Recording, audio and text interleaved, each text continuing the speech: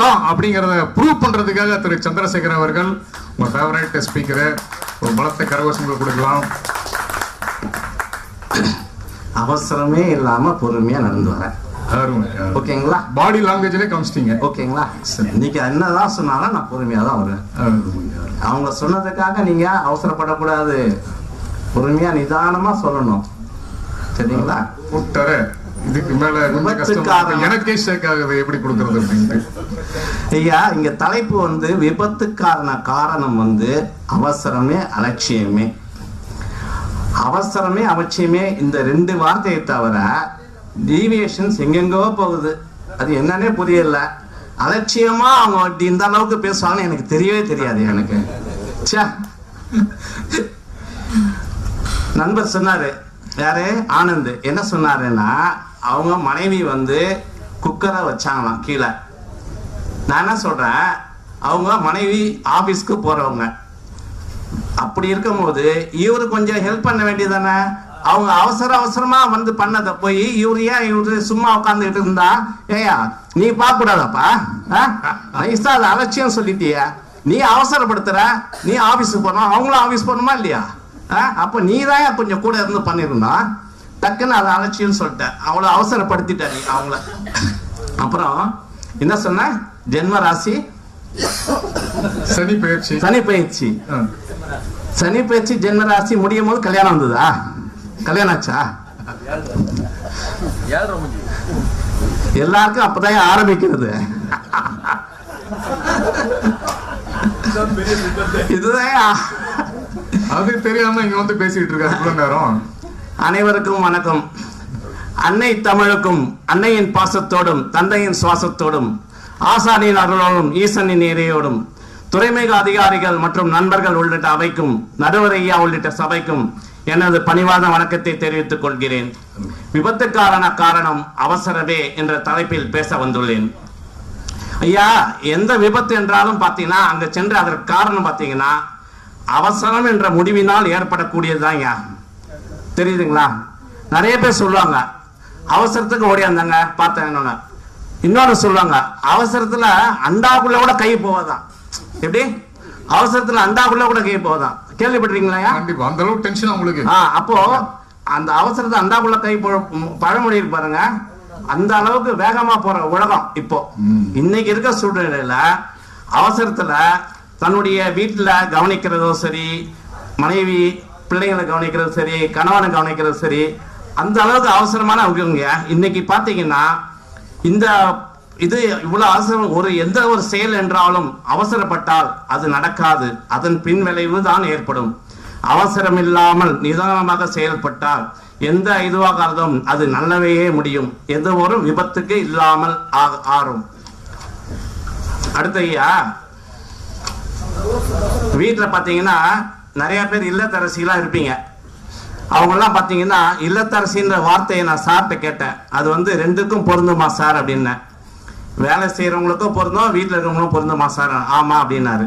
நான் கேட்கறது, இந்த கையில யாராவது ஒருத்தவங்க வடு இல்லாம இருக்க சொல்லுங்க பார்க்கலாம். கருப்பு வடு இல்லாம இருப்பாங்க, சொல்ல முடியுமா?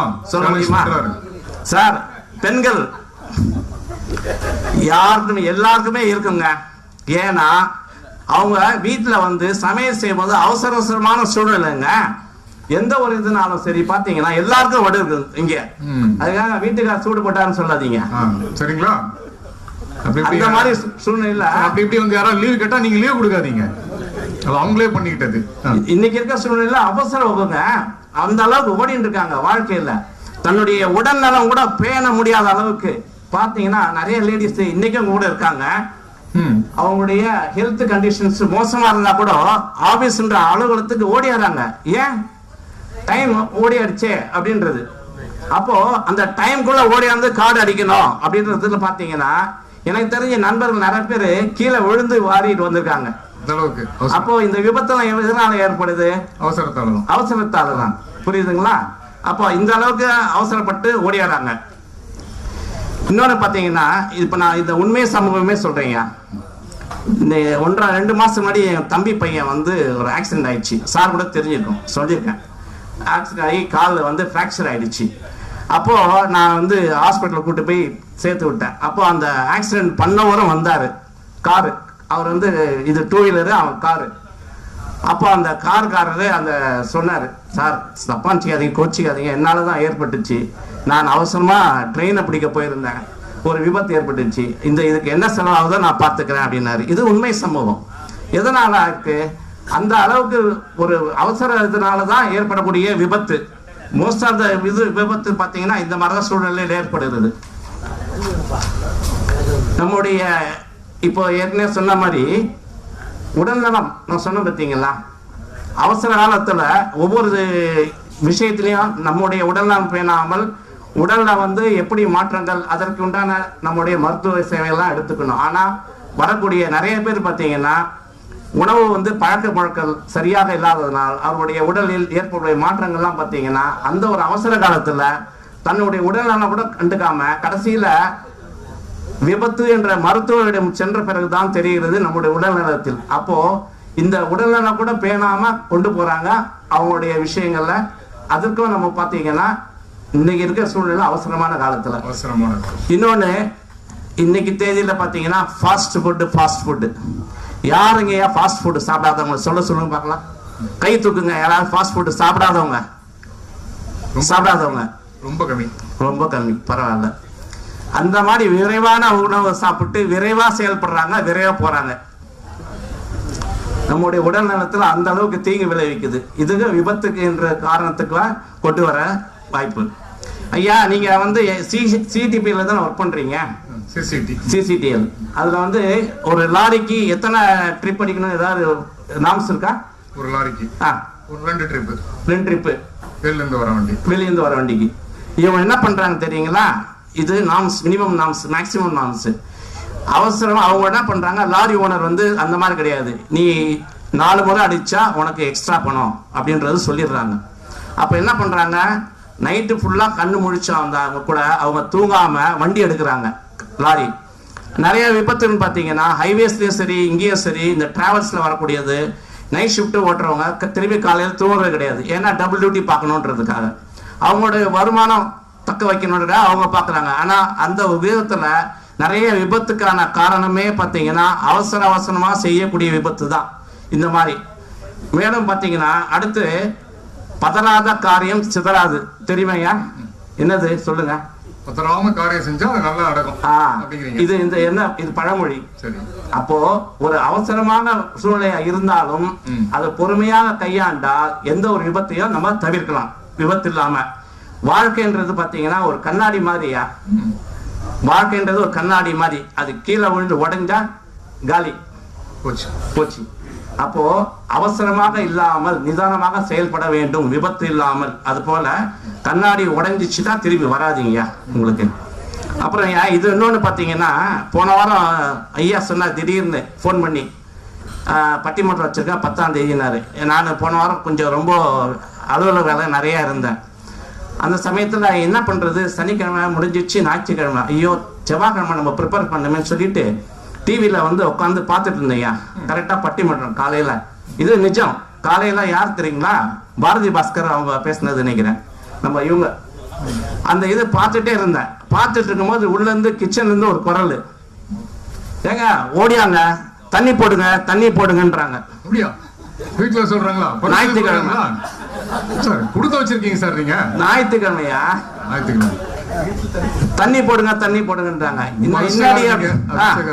என்னடி அப்படின்னா, கேன் தண்ணி தீர்ந்து போச்சுங்க அப்படின்னாங்க. நான் நம்ம இந்த சம்பவத்தை நினைச்சுக்கிட்டு ஓடி போய் கேனை தூக்கி போட்டவங்க தபக்குன்னு கீழே விட்டேன். புரியுதுங்களா? அப்போ அந்த ஒரு அவசரமான சூழ்நிலையில ஓடி போயிடுது, அவசரப்பட்டு. ஆமா, காலையில கோயில் போவீங்க, காளிகாம்பல் கோயிலுக்கு போயிட்டு வருவேன். நம்ம ஆபீஸ்ல ஒர்க் பண்றவங்க, சார் தண்ணி போடுங்க சார்னுவாங்க. இங்கேயுமா? இங்கேயா நடராஜன் சார், நீங்க நிறைய ப்ரொசீடிங்ஸ் நம்ம ஆனந்த் சார் மூலமா ஆக்ஷன் எடுக்க வேண்டியது. நீங்க நினைக்கிற தண்ணி கிடையாது சார். அப்படி தெளிவா சொல்லுங்க சார். Water can sir. இதை கொஞ்சம் முன்னாடி தெளிவா சொன்னீங்கதான் புரியும். இன்னைக்கு காலையில கூட கேட்டாங்க, கேளுங்க. அப்படியா? அதுதான் சொன்னேன் நான். என்னமா நீ கேட்கும் போது குடிக்கிற தண்ணி கொஞ்சம் தெளிவா கேளுங்க. நாங்க வேற ஆசைப்படுறோம், பிரைவேட் கம்பெனில இல்லையே, எங்க இருக்க கவர்மெண்ட்ல அப்படின்னு. சொல்லுங்க சார்.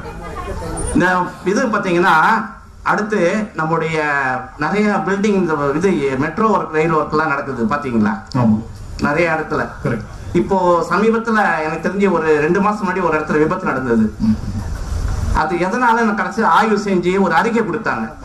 அந்த அறிக்கையில என்ன சொல்றாங்க, தரமற்ற பொருள் அதை கொடுத்திருக்காங்க. அது எதனால அப்படின்னா, நம்முடைய அமைச்சர் அல்லது அதற்கு மேலதிகாரி அவர்கள் கூடிய விரைவுபடுத்துறாங்க, வேலையை அவசரப்படுத்துறாங்க.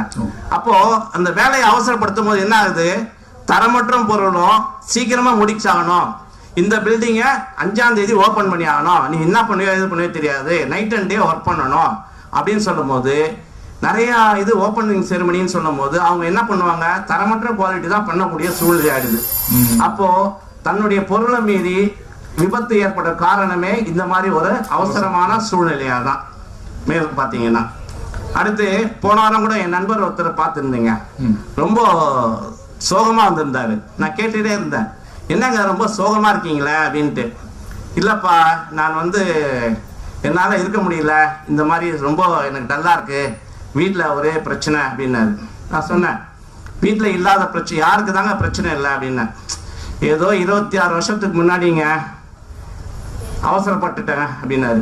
இந்தாங்க அவசரப்பட்டீங்க, எங்க அம்மா காமிச்சாங்க, நான் தலையாட்டிட்டேங்கன்றாரு.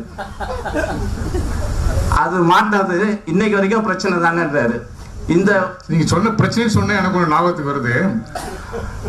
அந்த பொண்ணு சொல்றா, கடவுளே எந்த பிரச்சனையும் அவன் புருஷனுக்கு வரவே கூடாது அப்படின்னு. என்னமா காயத்ரி இப்படி சொல்ற, நீ இல்லாம நான் எப்படிமா வாழுவேன் அப்படின்னா, அப்ப பிரச்சனையே அவதான். சரியா? அதான் நீங்க சொல்றீங்க. நண்பரை கேட்டா, அப்போ உனக்கு பிடிக்கலையா, எங்க அம்மா அவசரப்படுத்துறாங்க அன்னைக்கு இருந்து ஆரம்பிச்ச அப்படின்னா. அது மாதிரி நான் கேட்டேன், ஓ உனக்கும் இந்த மாதிரி அப்படின்னு கேட்டேன். இந்த மாதிரி ஒரு பிரச்சனைகள் அவசரமாக முடிவெடுப்பதன் மூலமாகத்தான் எந்த ஒரு இதையுமே நம்முடைய கவன சிதறல் ஏற்பட்டு விபத்துக்கான காரணமும் ஏற்படுது. இன்னொரு முக்கியமான விஷயமும் சொல்றீங்க. சமயத்துல சார்டர் சொல்லியிருந்தேன், முந்தானத்து ஒரு முக்கியமான நோட் ஒண்ணு அடிச்சு ரெடியெல்லாம் ப்ரிப்பரேஷன்ஸ் எல்லாம் பண்ணிட்டு இருந்தேன். என்ன, எனக்கு அடுத்து 3 அதிகாரியும் போயிடுச்சுங்க. எனக்கு அடுத்து 3 அதிகாரியும் போயிடுச்சு. 3 அதிகாரியும் பார்க்கல. 4ஆவது அதிகாரி எனக்கு கிட்டத்தட்ட 9 மணி நைட்டு இங்க அவர் வீட்டுக்கு போயிட்டாரு. அவர் என்ன சொன்னாரு, முதல் தடவை இங்கே கரெக்ஷன் பண்ணும்போது ஒரு தடவை கரெக்ஷன் பண்ணாரு. அது இப்போ ப்ரெஸ்ஸுக்கு கொடுக்க வேண்டிய ப்ரெஸ் ரிலீஸ். நான் என்ன பண்ணேன், ஐயோ மணி 9 ஆச்சே, நம்ம பிஆர்ஓ செக்ஷன்லேருந்து ஃபோன் பண்ணுறாங்க, சீக்கிரம் எடுத்துடுவான்ட்டு.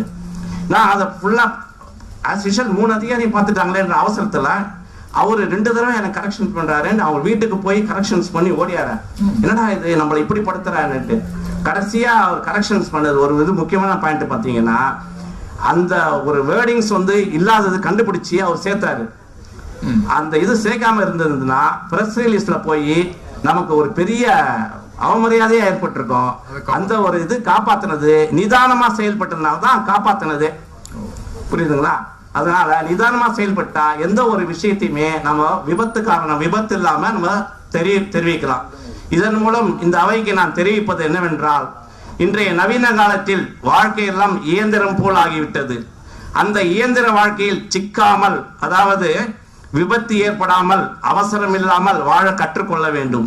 நடுவரையா, நீங்களும் அவசரப்படாமல் நிதானித்து பொறுமையாக செயல்பட்டு நல்ல தீர்ப்பு தான் விபத்துக்கான காரணம் அவசரமே என வழங்குகிறேன் நம்புகிறேன். எனவே விபத்துக்கான காரணம் அவசரமே எனது வாதத்தை பதிவிட்டு, எனக்கு இந்த பட்டிமன்றம் பேசுவதற்கு பாதுகாப்பு வாரம் என்றாலும் சரி, விழிப்புணர்வு வாரம் என்றாலும் சரி, எங்களை இந்த பட்டிமன்றத்திற்கு பங்கு பெற செய்யும் எங்களது தமிழ் சங்கத்திற்கும், அவசரமில்லாமல் எங்களை எல்லாம் இந்த சென்னை துறைமுக பணிக்கு தேர்வு செய்த எங்களது ஐயா ராமகிருஷ்ணன் ஐயா அவர்களுக்கும் மற்றும் துறைமுக அதிகாரிகளுக்கும், பாதுகாப்பு வார விழாவை பாதுகாப்போடு வாழுங்கள் என்று கூறும் அதிகாரிகளுக்கும் மற்றும் எனது இனிய நண்பர்கள் அனைவருக்கும் நன்றி கூடி விடைபெறுகிறேன். நன்றி, வணக்கம். வாழ்க பாரத நாடு, வாழ்க தமிழ்நாடு, வாழ்க சென்னை துறைமுகம், வாழ்க சென்னை துறைமுக தமிழ் சங்கம், வாழ்க தமிழ். அருமை சார். மிக மிக அழகா பேசிட்டு நிறைய பாயிண்ட்ஸ் வச்சுட்டு போயிட்டாரு. இப்ப இவர் சொல்ற போது பார்த்தா ஏற்கனவே அவசரத்தாலதான் நடக்குதுங்கிறது நல்லாவே தெரியுது சார். அந்த அளவுக்கு நீங்க எக்ஸ்பிளைன் பண்ணிட்டீங்க. உலகமே ஒரு அவசர உலகம் இல்லையா? பக்கத்து வீட்டு பையன் ஒரே சண்டை, அவங்க கட்டின போய் ஒய்ஃபோட அப்பா மாமனாரா, மாமா மாமா உன் பொண்ணு எப்ப பார்த்தாலும் டிவி பார்த்துக்கிட்டே இருக்கு, என்ன மாமா இப்படி பெத்து போட்ட, எப்ப பார்த்தாலும் டிவியா பாப்பா அப்படின்னு போய் சொல்றான், கம்ப்ளைண்ட் பண்றான். உடனே மாமனார் கூப்பிட்டு கேட்டார், அப்படியா, அப்படி என்னதான்ப்பா பண்ற, கரண்ட் போனாலும் டார்ச் அடிச்சு பார்த்துக்கிட்டே இருக்கா மாமா, அடுத்த சீரியல்ல என்ன வரப்போகுதுன்னு டார்ச் அடிச்சு பாக்குறான். அந்த அளவுக்கு அவசர காலமான உலகம். சரி, அவதான் படிக்காத அப்படின்ட்டு ஒரு பேஷண்ட் நீடா டாக்டர்கிட்ட ஓடி வந்தாப்புல. டாக்டர், என்னால 2 இட்லியை கூட முழுசா முழுங்க முடியல அப்படின்னு. ஆமா, முழுசா முழுங்க முடியும், நானே புட்டு தான் சாப்பிட்றான், 2 இட்லி எப்படா முழுசா முழுங்க முடியும், இதெல்லாம் ஒரு கேஸ் ஆடான்னு டாக்டர் அவன் என்ன சொல்ல வரானே புரிஞ்சிக்காத அளவுக்கு அவசரமா போயிட்டு இருக்க உலகம் எல்லா இடத்துல அப்படின்னு ஆணித்தரமா பதிவு பண்ணிட்டேங்க. இப்போ இறுதியாக இந்த அணியினுடைய தலைவர்